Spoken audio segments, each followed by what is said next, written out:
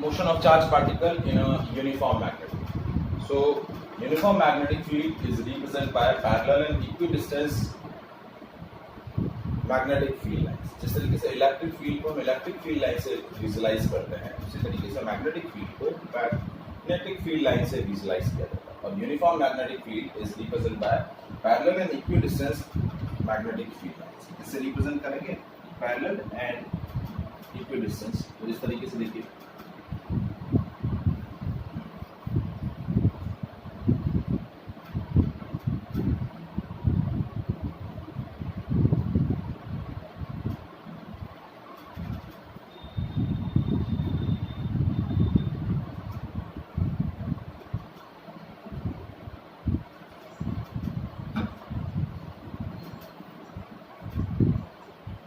हाँ मैं भी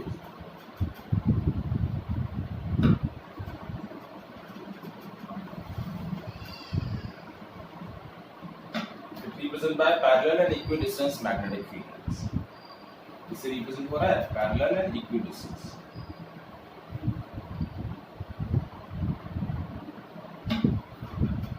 This is represent a uniform magnetic field.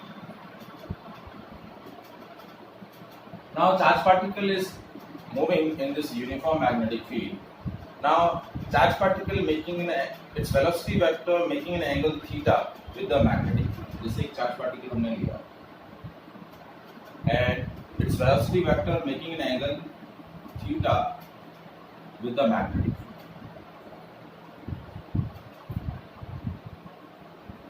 तो हमने जो फर्स्ट आर्टिकल डिस्कस किया था, जिसके अंदर हमने क्या बताया था कि whenever a charge particle is traveling in a magnetic field, it experiences a magnetic force. और फोर्स की जो एक्सप्रेशन बताई थी वो बताई थी F is equals to Q B cross B. तो F is equals to Q B B sin theta. अब थीटा की वैल्यू यदि आपकी 0 डिग्री है, मतलब वेलोसिटी वेक्टर और magnetic field vector same direction में है, पैरेलल है, तो उस कंडीशन में क्या होगा?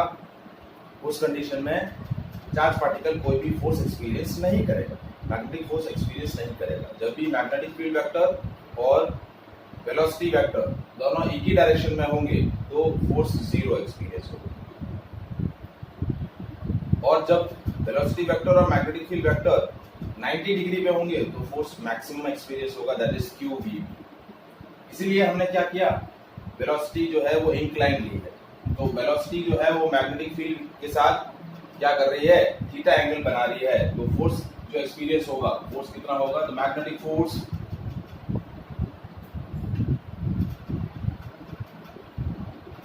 एक्सपीरियंस बाय चार्ज पार्टिकल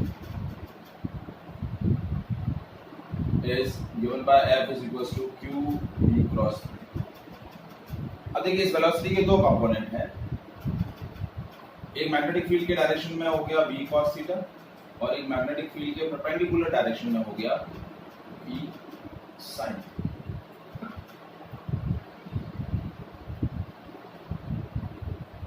तो जब मैग्नेटिक फील्ड के साथ वेलोसिटी वेक्टर थीटा एंगल बना रहा है तो ओवरऑल चार्ज पार्टिकल की जो मोशन होगी, उस मोशन की ट्रेजेक्टरी कैसे होगी वो हमें एक्चुअली क्या करनी है, इस आर्टिकल के अंदर पता करनी है. What will be the trajectory, मतलब मैग्नेटिक फील्ड के अंदर जो चार्ज पार्टिकल है वो किस अकॉर्डिंग ट्रेवल करेगा, उसका पाथ कैसा होगा, वो हमें एग्जैक्टली क्या करना है, इस आर्टिकल के अंदर पता करना है. तो बट वो ट्रेजेक्टरी पता करने से पहले मैं दो छोटे छोटे डिफरेंट केसेस इसके अंदर डिस्कस कर रहा हूँ, फिर हम ये वाला जो मेन आर्टिकल है वो डिस्कस करेंगे. अब पहला केस क्या है कि when theta is 0 degree, theta मतलब the angle between velocity vector and magnetic field vector. तो फोर्स कितना होगा? Q B B sin 0. तो मैग्नेटिक फोर्स क्या एक्सपीरियंस करेगा? वो 0 एक्सपीरियंस करेगा, कोई भी मैग्नेटिक फोर्स एक्सपीरियंस नहीं करेगा. देखिए ये जो कंपोनेंट है B cos थीटा, ये पैरेलल कंपोनेंट है, ये आपका परपेंडिकुलर कंपोनेंट क्या है? Perpendicular component. अब सेकंड केस में ले रहा हूं, व्हेन थीटा इज 90 डिग्री। ये second, when theta is 90 degree means when velocity vector and magnetic field vector is perpendicular to each other, so it will experience a maximum force, और maximum force कितना होगा, QB। अब देखिए previous case के अंदर जब हमारा वेलोसिटी वेक्टर और मैग्नेटिक फील्ड वेक्टर पैरेलल थे, तो वो किसी भी तरीके का मैग्नेटिक फोर्स एक्सपीरियंस नहीं कर रहा है, मतलब पार्टिकल जो है वो क्या होगा, चार्ज पार्टिकल अपनी पोजीशन से डिस्प्लेस नहीं होगा, वो डेविएट नहीं होगा। जब चार्ज पार्टिकल मैग्नेटिक फील्ड में पैरेलली ट्रैवल करेगा तो वो अपने पास से डेविएट नहीं होगा, लेकिन जैसे वो मैग्नेटिक फील्ड में परपेंडिकुलरली एंटर करेगा, as it enter into the magnetic field perpendicularly, it will immediately acquire the circular path। उसकी ट्रैजेक्टरी कैसी हो जाएगी, सर्कुलर हो जाएगी। तो बस मैं वही पहले वो केस डिस्कस करना चाह रहा हूं कि when the charge particle enter into the magnetic field perpendicular, a second, when theta is 90 degree means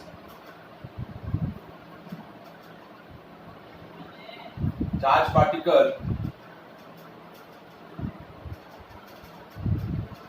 enter into magnetic field perpendicular,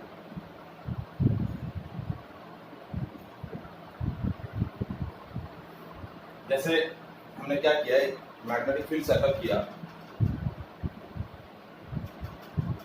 magnetic field को मैं रिप्रेजेंट कर रहा हूं क्रॉस से, यानी magnetic field is perpendicular to the plane inward. क्या है, magnetic field is perpendicular to the plane inward. अब जैसे ही चार्ज पार्टिकल क्या करेगा, मैग्नेटिक फील्ड में परपेंडिकुलरली एंटर करेगा, it will immediately acquire the circular path. Circular path क्यों एक्वायर कर रहा है, क्या रीजन है उसका, देखिए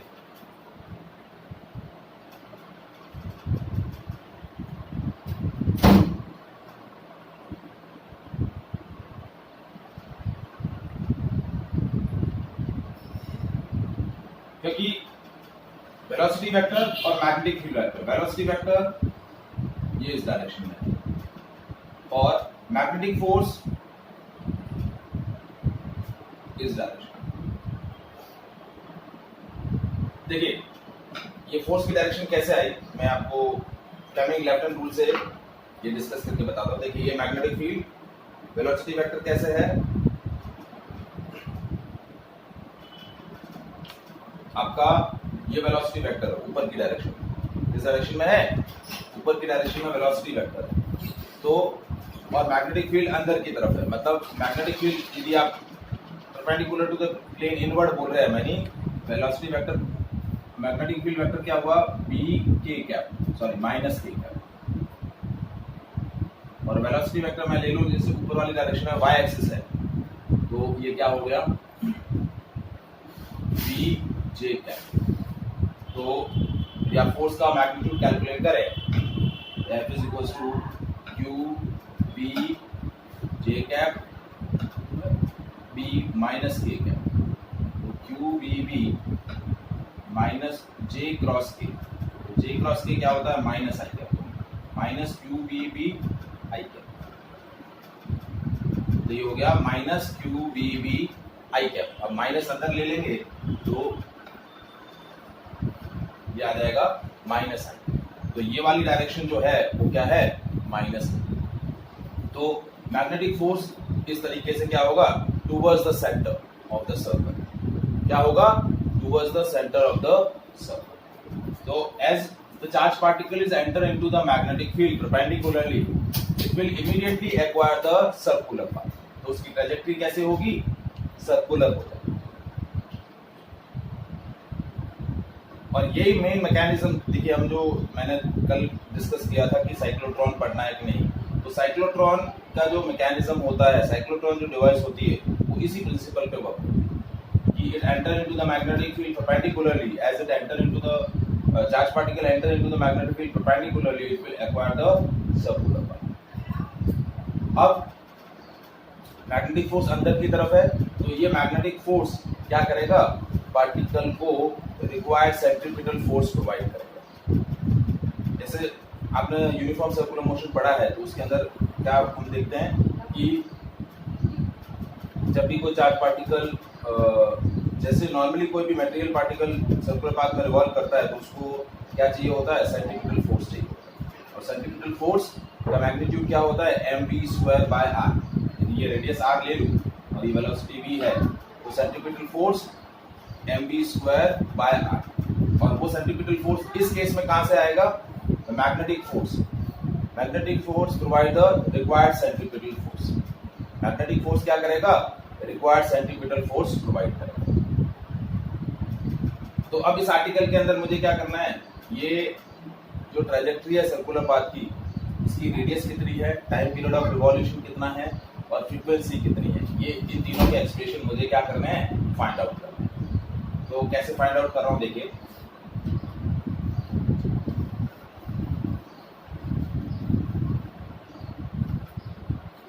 अब magnetic force provide the required centripetal force. क्या कर रहा है, magnetic force provide required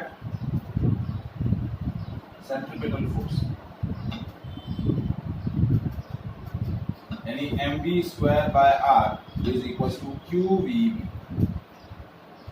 mv²/r is equal to qvb। ये q से ये q कैंसिल हो गया, रेडियस का एक्सप्रेशन क्या आ जाएगा, r is equal to mv/qb। That is the trajectory और radius of a circular path, mv/qb।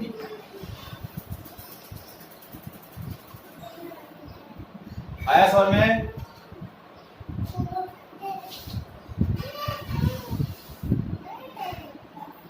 Is it clear?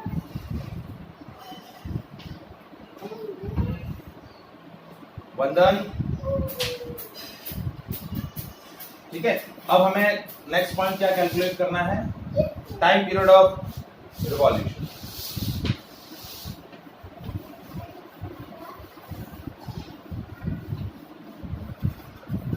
तो कैसे कैलकुलेट करेंगे, टाइम पीरियड ऑफ रिवॉल्यूशन। देखिए टाइम पीरियड क्या होता है, डिस्टेंस अपॉन स्पीड, ये होता है टाइम। ठीक है, तो देखिए चार्ज पार्टिकल सर्कुलर पाथ में रिवॉल्व कर रहा है,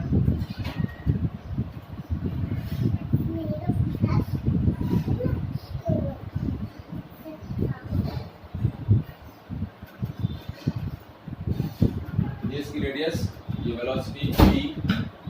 ठीक है, तो डिस्टेंस कितना हो जाएगा, जो चार्ज पार्टिकल सर्कुलर पाथ में रिवॉल्व कर रहा है मैग्नेटिक फील्ड के अंदर,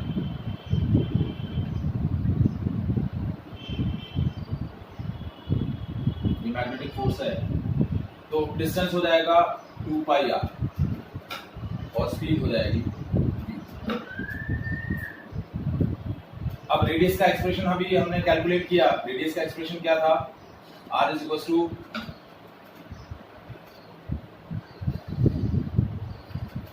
mv/qb। ये एक्सप्रेशन हम यहाँ प्लेस करें, तो t is equal to 2πr की जगह mv/qb अपॉन v, v से v कैंसिल हो गया, t is equal to 2πm/qb। और ये देखिए ये सबसे इंपॉर्टेंट रिलेशन है कि as the charge particle is enter into the magnetic field perpendicularly, it immediately acquire a circular path, and time period of revolution in the circular path is never depends on the radius of the circular path and never depends on the velocity of the charge particle। ना तो radius पे depend कर रहा है और ना ही velocity पे depend कर रहा है। यहाँ जितने भी पैरामीटर्स है सारे कांस्टेंट पैरामीटर है। Mass of the charge particle constant है, चार्ज पार्टिकल का चार्ज कांस्टेंट है, और मैग्नेटिक फील्ड जो आपने सेटअप किया है एक्सटर्नल मैग्नेटिक फील्ड, उसका मैग्नीट्यूड भी क्या है, कांस्टेंट। तो जो टाइम पीरियड ऑफ रिवॉल्यूशन है वो किसी भी मतलब वेरिएबल पैरामीटर पे डिपेंड नहीं कर रहा है, ना तो सर्कुलर पाथ की रेडियस पे डिपेंड कर रहा है, ना ही चार्ज पार्टिकल की वेलोसिटी पे डिपेंड कर रहा है। अब नेक्स्ट आता है frequency, frequency of revolution. Frequency होती है f और ये होती है reciprocal of time, f is equal to 1/2। तो फ्रीक्वेंसी ऑफ रिवॉल्यूशन क्या हो जाएगा, इसका reciprocal qb upon 2 pi. Frequency क्या हो जाएगी, qb upon 2 pi.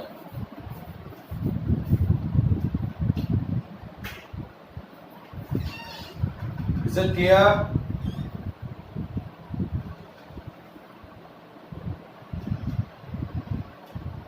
So, as the charged particle is entering into the magnetic field perpendicularly, वो सर्कुलर ट्रैजेक्टरी एक्वायर कर रहा है। सर्कुलर ट्रैजेक्टरी की रेडियस ये होगी, टाइम पीरियड ऑफ रिवॉल्यूशन ये रहेगा, फ्रीक्वेंसी ये रहेगी।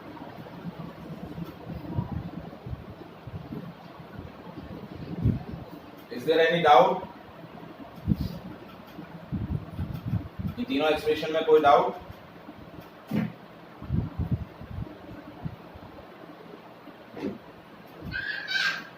अब हमारा जो मेन पॉइंट आता है वो क्या है कि जो हमने इनिशियली जो कंडीशन ले रखी थी कि is enter into the uniform magnetic field like that its velocity vector making an angle theta.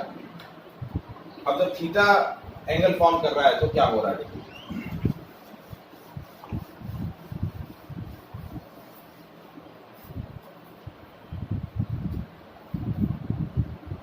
ये यूनिफॉर्म मैग्नेटिक फील्ड है,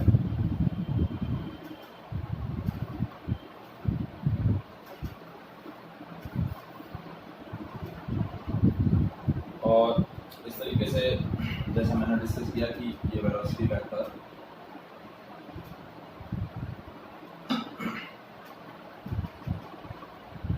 इस तरीके से थीटा एंगल बना रहा है, ये मैग्नेटिक फील्ड। तो देखिए दो कंपोनेंट लिए थे हमने वेलोसिटी के, एक है ये v cos थीटा और एक है ये v sin। अब देखिए ये जो पैरेलल कंपोनेंट ऑफ वेलोसिटी है, इस पैरेलल कंपोनेंट ऑफ वेलोसिटी की वजह से चार्ज पार्टिकल कोई भी मैग्नेटिक फोर्स एक्सपीरियंस नहीं करेगा, वो अपने पाथ से डेविएट नहीं होगा, वो जैसे लीनियरली ट्रेवल कर रहा है वैसे ही लीनियरली ट्रेवल करता रहेगा। It will be travel linearly, it never experience any magnetic force. But इस परपेंडिकुलर कंपोनेंट की वजह से वो क्या करेगा, सर्कुलर पाथ एक्वायर करेगा। तो लीनियर कंपोनेंट की वजह से लीनियर मोशन कर रहा है और परपेंडिकुलर कंपोनेंट की वजह से सर्कुलर मोशन कर रहा है। तो जब लीनियर मोशन और सर्कुलर मोशन दोनों कंबाइंड हो जाएगी तो ओवरऑल जो ट्रैजेक्टरी होगी या ओवरऑल जो मोशन होगी चार्ज पार्टिकल की, दैट विल बी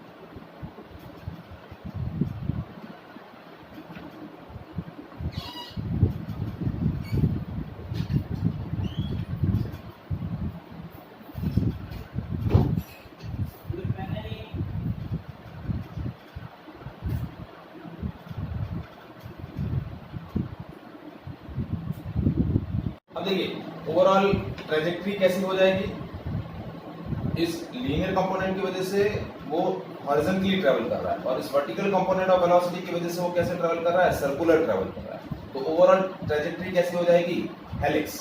कैसी हो जाएगी, हेलिक्स। इस तरीके से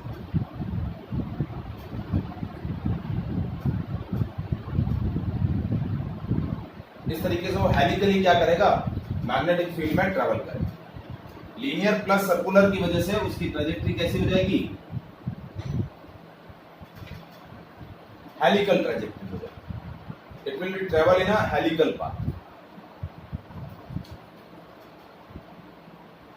तो देखिए इस हेलिकल पाथ की रेडियस कैसे कैलकुलेट करेंगे हम? देखिए वहां हमने जो सिंपल केस किया था, जब उस मैग्नेटिक फील्ड में परपेंडिकुलरली एंटर कर रहा था, तो वहां हमने बताया था कि मैग्नेटिक फोर्स था क्यू वी बी, लेकिन यहाँ वेलोसिटी क्या होगी? v sin theta. So magnetic force provide the required centripetal force, तो क्यू वी, इसको मैं क्या ले लेता हूँ? v परपेंडिकुलर ले लेता हूँ, तो v perpendicular b is equals to m v perpendicular square upon r। ये v परपेंडिकुलर से एक v परपेंडिकुलर कैंसिल हो गया, तो रेडियस हो जाएगी m v perpendicular upon qb, तो रेडियस क्या हो जाएगी? m v sin theta upon qb। ये आपके सर्कुलर पाथ की ट्रैजेक्टरी हो जाएगी इस केस के अंदर। Time period of revolution of frequency वही रहने वाली है। टाइम पीरियड क्या रहेगा? t is equals to 2 m upon qb, क्योंकि हमने पहले ही डिस्कस किया था कि टाइम पीरियड और फ्रीक्वेंसी ना तो सर्कुलर पाथ की रेडियस पे डिपेंड करते हैं, ना ही वेलोसिटी पे डिपेंड करते हैं। ना ही सर्कुलर पाथ की रेडियस पे डिपेंड करेंगे, ना ही चार्ज पार्टिकल की वेलोसिटी पे डिपेंड करेंगे। तो टाइम पीरियड और फ्रीक्वेंसी तो सेम ही रहने वाले। ये सर्कुलर पाथ की रेडियस जो है वो उसका एक्सप्रेशन चेंज हो जाएगा इस आर्टिकल में। क्या हो जाएगा? mv sin theta upon qb।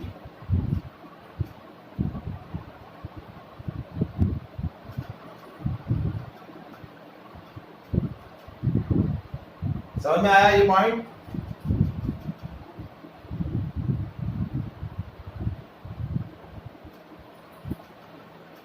अब इसके अंदर एक छोटा सा एक पॉइंट है, वो है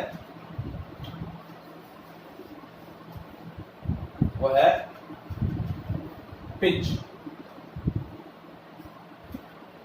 क्या? PITCH, पिच, इसको रिप्रेजेंट करते हैं P। तो पिच क्या होता है? ये जो हेलिकल पाथ बन रहे हैं, centre to centre distance between two helix, ये जो दो हेलिक्स बन रहे हैं, तो दो कंसेक्यूटिव हेलिक्स के सेंटर से सेंटर का जो लीनियर डिस्टेंस है, तो ये क्या है? Centre to centre linear distance between two consecutive helix, that is known as pitch. देखिए लीनियर डिस्टेंस है, तो लीनियर डिस्टेंस कैसे कैलकुलेट होगी? Distance is equal to speed into time, तो pitch is equal to speed into time. तो horizontal direction में आपकी speed क्या है? v cos theta. और टाइम पीरियड आपका, अभी हमने टाइम पीरियड ऑफ ऑसिलेशन बताया था 2 pi m अपॉन qb। तो ये आपका पिच का एक्सप्रेशन हो जाएगा। पिच का एक्सप्रेशन क्या होगा? 2 pi m v cos theta upon qb। क्या हो जाएगा? 2 pi m v cos theta upon qb। So that is a pitch. Linear to linear distance between two consecutive helix, that is called pitch. Is it clear?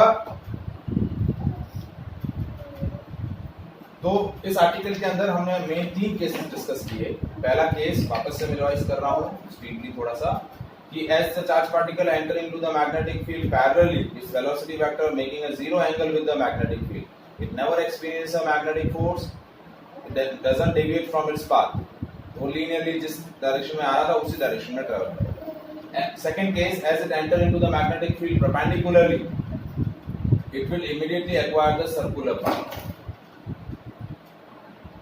and the time period of oscillation and frequency of revolving in a circular path is never depends on the radius of circular path and never depends on the speed of the charge particle. And third point, case third, when it enter into the magnetic field, making an angle theta with it, so its trajectory is helix. Circular plus linear के combination से उसकी trajectory कैसी हो जाएगी? Helical हो जाएगी। कैसी हो जाएगी? Helical. So that is the motion of charged particle in a uniform magnetic field. Is it clear?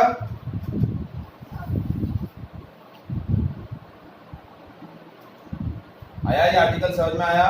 ये आपके साइक्लोट्रॉन का जो वर्किंग प्रिंसिपल है वो इसी आर्टिकल पर आपका बेस रहेगा।